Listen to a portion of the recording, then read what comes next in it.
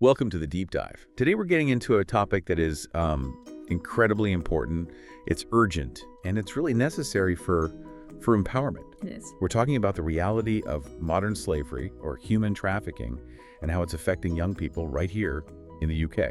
It's a conversation that needs to be serious, but it also has to be clear. Our whole goal here is to take what we've learned from our research and, turn it into practical knowledge for you. Right, we want to raise awareness without raising unnecessary fear. Exactly. So when we talk about human trafficking, what are we actually defining? Because the term itself can feel a bit abstract. Well, the core definition is pretty clear. It's using threats or force or, and this is the key part, trickery, to exploit people. And the scale of this problem, it just snapped into focus when you see the numbers. In England and Wales, in 2022 alone, over 7,000 children were confirmed as victims of trafficking. 7,000. It's a staggering figure. And what that tells you is that this isn't some distant international issue. It is happening right here in our own communities. And exploitation can mean a lot of things, right? It can. We're talking about forcing people into unpaid work, making them steal or beg or sexual exploitation. For the victims, the psychological impact is just immense. They feel scared, totally alone, and they believe there's no way out. It's that trickery part of the definition that I think we really need to zoom in on. We have this image of trafficking as, a violent kidnapping. Right. But the research shows it so often relies on deceit, on these false promises. How does that trap usually get set? It's almost always a really calculated approach. It's about finding a vulnerability. Traffickers they're expert manipulators. They don't usually walk up to a teen with a threat. No. They walk up with what looks like a solution, a job that sounds amazing, maybe help with money if your family's struggling, or, and this is a big one, what feels like real love and connection. And that leads directly to the grooming tactics we found in the research, Right. Specifically something called the boyfriend groomer technique. It's just so insidious. Yeah. What makes that particular approach so effective? It exploits a completely natural need, especially for a teenager. The need to belong, the desire for what feels like a first love. So the danger is hidden. It's completely masked. When the exploitation is wrapped up in what seems like this really intimate relationship, the victim they're trapped behind an emotional shield. They just don't see the control as danger. They see it as what? Affection? Affection, devotion, proof that this person cares, and all the while, the trafficker is systematically cutting them off from their family, from their friends. The very people who might see the red flags. Exactly. So the teen becomes completely dependent on the trafficker, not just for, basic needs sometimes, but for emotional validation. So it's psychological control first, which then opens the door for physical exploitation. What are the really immediate, tangible signs of that kind of control? You have to look for the removal of their freedom, their autonomy. A massive red flag is intense pressure to keep secrets from family. Don't tell your mom, don't tell your friends. Right. Or the physical control of their personal items. If someone else suddenly seems to own a teen's passport, or is controlling their phone, or even has their bank card, that is not a relationship. That's a huge danger signal. It's an urgent one. Because when you take away someone's phone and their ID, you're taking away their ability to ask for help, or even just to move around freely. Okay, so let's lay out those red flags. Yeah. If you're looking at a friend's situation, or maybe even recognizing some of these patterns in your own life, what are the clear warning signs that this might be happening? We've kind of distilled them into a few key areas. The first one is the most visible. Being controlled by someone. What does that look like in practice? The person is always with an older, controlling adult who does all the talking for them. Their travel is monitored, their phone use is monitored. They have to get that person's permission to go anywhere or make any decision. And that connects right into the second flag, which is isolation and secrecy. Yes. If a friend just suddenly cuts off all contact with their family, with their old friends, that should be a massive alarm bell. Why is that isolation so key for the traffickers? Because it maintains their power. And you might notice that the person's story, about where they live or what they're doing, it starts to seem rehearsed. Or it just doesn't add up. Exactly. It's inconsistent. That's a sign they're being told what to say. They're cut off from anyone who could give them a reality check, so the trafficker's world becomes the only one they know.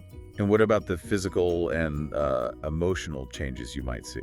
Well, you'll often see big changes in their behavior. They might become really withdrawn or seem constantly anxious, depressed, just very nervous. And subtle things too. Very subtle things, like avoiding eye contact or acting kind of blank, emotionally detached. And a really common one is this intense fear of authority figures like the police, which comes directly from the traffickers' threats. Okay, here's one that I think can be really confusing from the outside because it almost looks positive. Unexplained possessions. Right. This is where the manipulation gets very complex. The research is clear. Suddenly receiving expensive gifts, a new phone, designer clothes, jewelry, with no obvious way they could afford it, is a major warning sign. And these aren't just gifts, are they? Not at all. They're a form of control. They create a sense of debt, of obligation. It ties the victim to the trafficker psychologically and financially. It's like a subtle lock on the trap. And the last one. Lack of freedom or just poor care.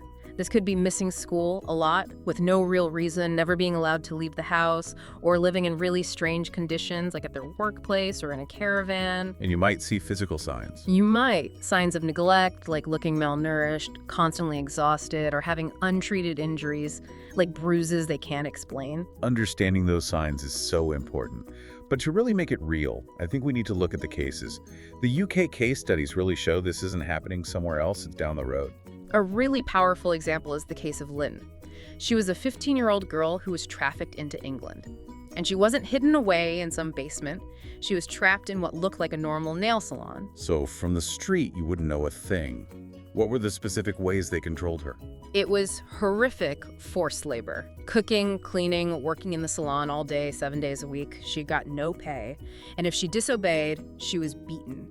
Crucially, she was never, ever allowed to leave the building alone. So total physical confinement. But there was a psychological trap too, right? You mentioned debt bondage? Yes. And that's the lock on the cage, really. Talk about that. What is it? She was told she owed this huge, ever-growing amount of money for the cost of bringing her to the UK. It was an impossible debt she could never repay. So she felt completely helpless. Utterly. I mean, even if she managed to run out the door, where could she go? She believes she's a criminal, a debtor. She has no one, no resources. The debt ensures her loyalty through pure terror. That is just a chilling example of how that economic control works with physical fear. And then there are the cases involving teenage boys, often hidden in really ordinary houses. Yes, the cases of boys being locked in houses to look after illegal cannabis farms are unfortunately very common across the UK. And one boy's story, he was 15, really highlights the isolation. He spent 2 months locked alone in a dark flat. 2 months. Yeah. Alone. I mean, what stops a kid in that situation from just breaking a window and running? It's the constant surveillance and the constant threat of violence. Even though he was physically by himself, he was being watched. Through cameras. Sometimes cameras or just through threats and strict instructions. He was warned over and over again what would happen if he tried to run, not just to him, but often to his family back home. These farms, they're in normal suburban houses, places you'd walk past every single day. The closeness of it all makes this next part so vital. We talked about the danger. Now let's pivot to empowerment. What are the actual steps you can take to stay safe, both online and offline? Okay, so safety really starts with awareness, especially online. You have to be so careful when you're talking to people you only know online.